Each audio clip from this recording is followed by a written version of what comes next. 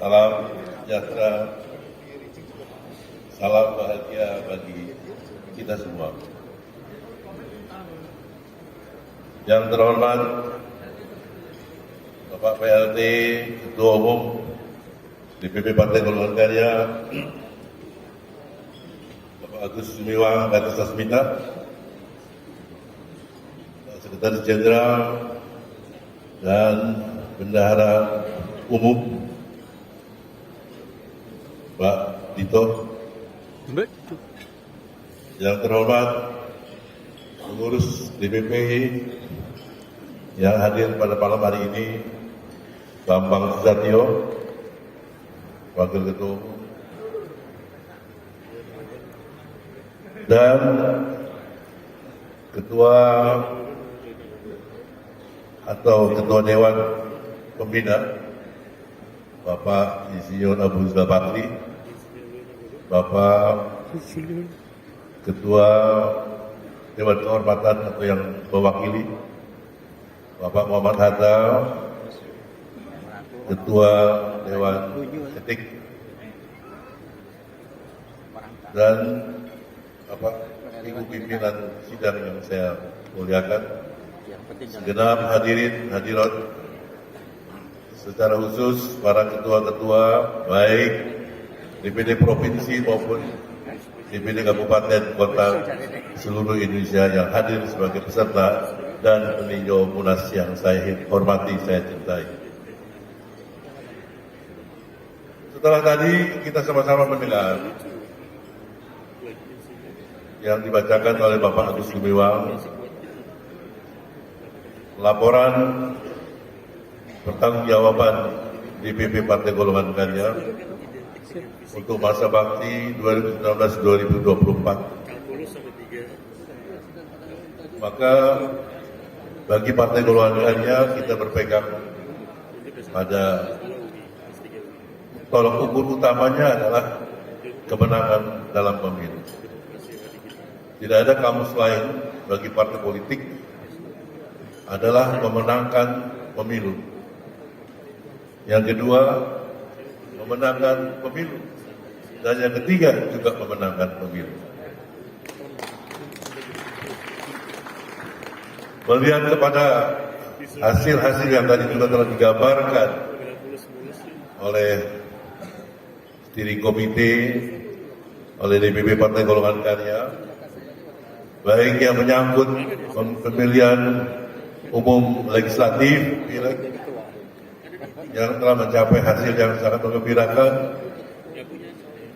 23,5 juta suara, di atas 15,3%, dan menempatkan kita sebagai pemenang pemilu yang kedua setelah PDI Perjuangan. Kemudian juga kita telah berhasil mengusung pemilu presiden dan memenangkan pasangan Bapak Prabowo dan Bapak Gibran. Dari kedua hal ini sudah merupakan tolak ukur yang menggembirakan dan menggambarkan cita-cita dan tujuan Partai Golkar sebagai mana partai politik pada umumnya, yaitu memenangkan pemilihan umum. Dan ini sudah terbukti, sudah dilaksanakan. Jadi saya singkat saja bahwa terhadap laporan pertanggungjawaban kami terima dengan baik. Walaupun ada catatan-catatan. Catatan-catatan ini saya kira diperlukan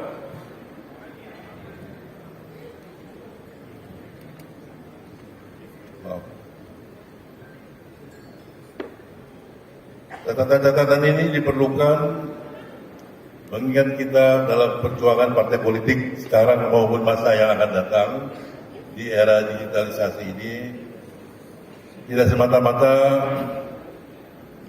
dalam wujud program-program fisik di lapangan, tapi juga dalam hal peningkatan kemampuan dan kualitas sumber daya manusia. Ada program-program yang dapat memperbaiki kinerja partai di masa mendatang, khususnya dari segi dukungan administrasi. Untuk itu ada beberapa catatan yang izinkan saya akan menyampaikan secara singkat saja.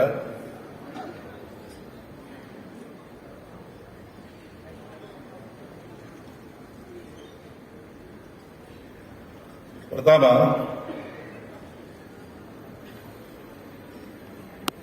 bahwa hubungan Partai Golongan Karya yang saat sekarang sering disebut-sebut sebagai partai yang terbuka, maka ikhwal kaderisasi yang telah berlangsung dari hulu ke hilir dalam satu kesatuan yang sistemik dengan membuka sekolah partai, sekolah kader dengan kecabangan pendidikan di bidang program studi. Pertama adalah bakal calon kepala daerah, ini sudah dilakukan dengan baik.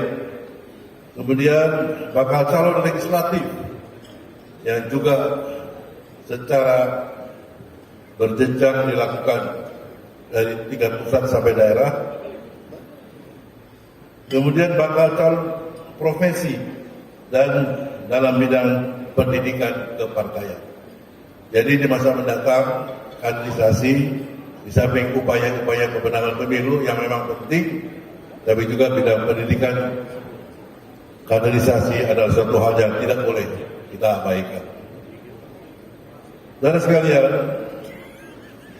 tentu kita juga menyadari bahwa untuk dapat melaksanakan tugas-tugas tersebut diperlukan anggaran yang tidak kecil, anggaran yang cukup, dan harus berlangsung secara terus-menerus dan dapat dilangsungkan di seluruh wilayah tanah air. Artinya tidak dilakukan oleh daerah pusat saja, tingkat pusat saja, tapi juga sampai pada tingkat basis. Dengan demikian maka kaderisasi ini akan menghasilkan kader-kader kita yang siap untuk ditempatkan pada berbagai posisi di provinsi, di kabupaten, kota, sampai pada tingkat pusat. Dan untuk itu diperlukan pembiayaan yang memang tidak kecil. Yang saya kira kita sudah harus mulai memikirkan bahwa pembiayaan itu tidaklah janganlah kemudian tampaknya negara kita saat sekarang belum memberikan perhatian yang sungguh-sungguh terhadap pembiayaan bagi setiap partai-partai. Kalau kita lihat bahwa partai politik menghasilkan calon-calon anggota DPR, DPRD, bahkan kepala daerah, bupati, wali kota, gubernur, sampai presiden, wakil presiden. Tentu keberadaan dari partai politik ini sama pentingnya dengan keberadaan institusi-institusi lain di negara ini, katakanlah di kementerian dan lain sebagainya. Jadi saudara sekalian, alokasi yang diberikan oleh negara kepada partai politik di negara kita bila dibandingkan dengan negara-negara lain masih jauh lebih kecil. Saya tidak tahu persisnya pada saat sekarang, tapi angka itu tidak akan lebih dari Rp5.000 per suara yang saat sekarang, kurang dari 5.000. Masih sangat kecil. Kalau dijumlahkan dengan jumlah pemilih seluruh Indonesia yang 150 juta, maka jumlah tersebut hanya kurang dari 1 triliun.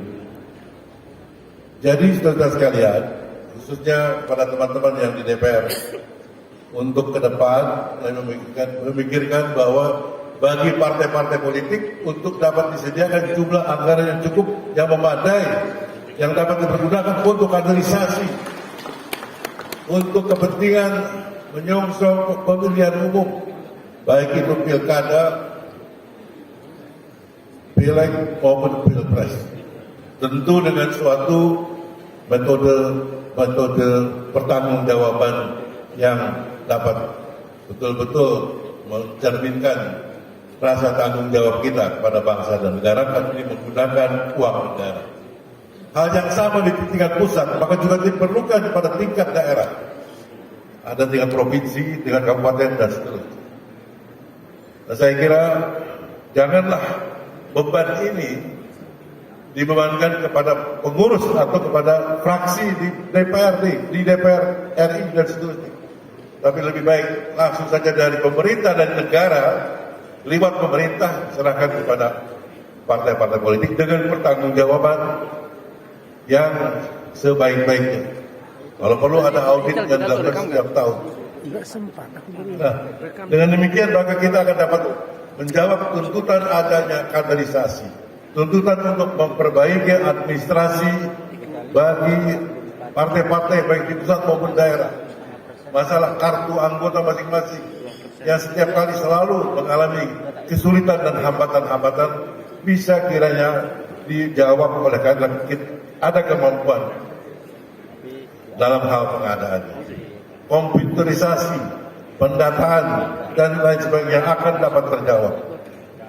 Saya kira di masa-masa mendatang, seperti halnya juga dilakukan di partai-partai politik di Belanda, di Jepang, dan sebagainya, bantuan dari negara itu jelas-jelas diberikan dengan sungguh-sungguh, bukan ala kadar. Bukan juga untuk secara sepihak. Nah, ini nanti ada gejala untuk menguntungkan partai besar saja, mengancam eksistensi bagi partai yang kecil. Saya kira pikiran-pikiran itu harus diperbaiki, saudara-saudara sekalian. Itu yang ketiga, mengenai pembiayaan, pengawasan, penggunaan, dan pertanggungjawabannya yang diaudit oleh akuntan publik, dan itu tercantum di dalam rancangan undang-undang partai politik. Jadi tugas tersebut bukan sekedar keinginan kita saja, tapi adalah negara memberikan tugas kepada pemerintah untuk memberikan mengalokasikan anggarannya yang jelas. Kemudian yang ketiga, pembatasan masa jabatan. Saya kira kalau kita menuntut kepada pemerintah untuk juga tetap membatasi soal masa jabatan, maka bagi partai politik juga ke depan harus ada pembatasan masa jabatan, atau paling tidak dipikirkan secara mendalam. Apakah diberikan secara tertentu, katakanlah 2 periode untuk masa jabatan untuk ketua umum DPP, ketua umum DPD, DPD provinsi, kabupaten, dan seterusnya. Ini masa pembatasan ini juga diperlukan dalam rangka mendorong kaderisasi, lebih membuka kaderisasi ke depan. Di sisi yang lain, yang saya kira menjadi catatan kami pada DPP Partai Golkar adalah rangkap jabatan. Rangkap jabatan ini saya kira ada seseorang anggota yang memang hanya dapat satu tugas. Ini saya minta tambahan 2-3 menit lagi. Sudah ada? Ya? Sudah habis, Pak. Oke. Tapi saya ingin menekankan soal rangkap jabatan. Ada yang seseorang yang mendapatkan tugas sampai 2, 3, 4 jabatan.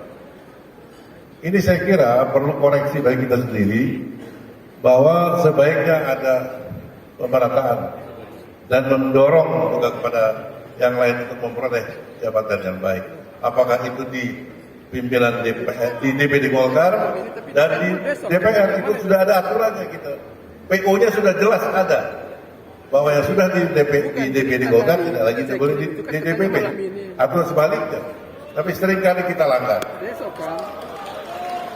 Nah, ini saya kira yang perlu dilakukan.